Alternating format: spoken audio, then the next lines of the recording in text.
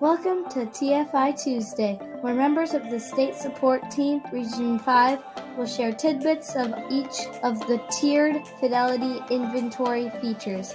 We hope you will find these short discussions meaningful and beneficial to your PBIS team. And now, here's this week's TFI Tuesday tidbit.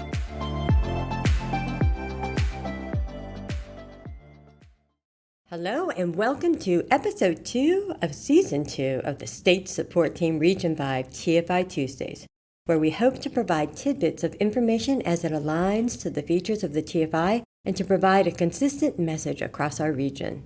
Hey Jessica. Hi Marla.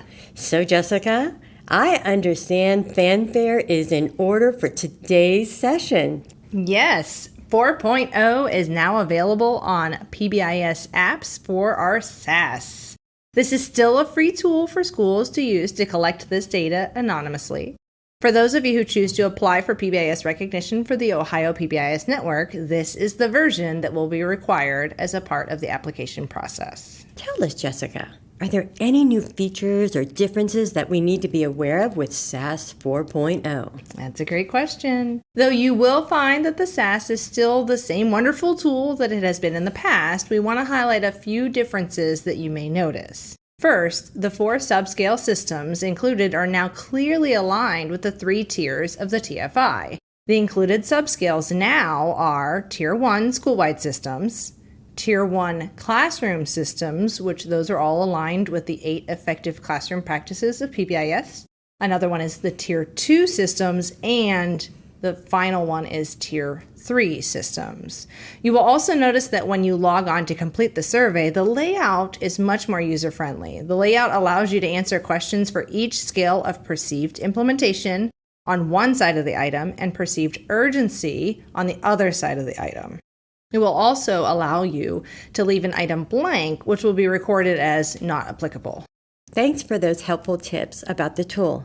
What about SAS 4.0? Can we rely on staying the same? You know, we are creatures of habit, and change isn't easy for all of us. You're absolutely right.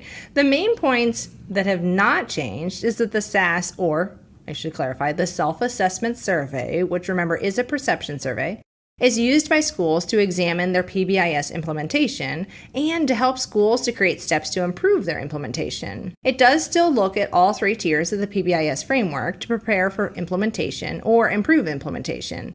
It is still a free resource for schools, and your SST consultant can help you with the details of setting up the administration of the SAS.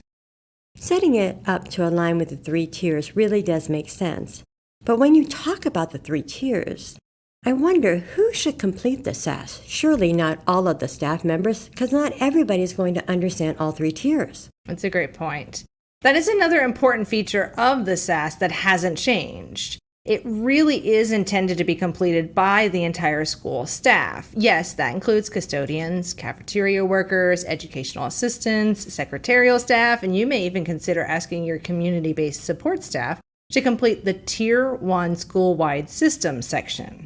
They would not need to complete the remaining 3 sections of the SAS. The SAS can still be completed using either paper and pencil or electronically on pbisapps.org. And it is recommended that it is administered in the spring. However, we've had schools that administer it earlier in the year to gauge their process.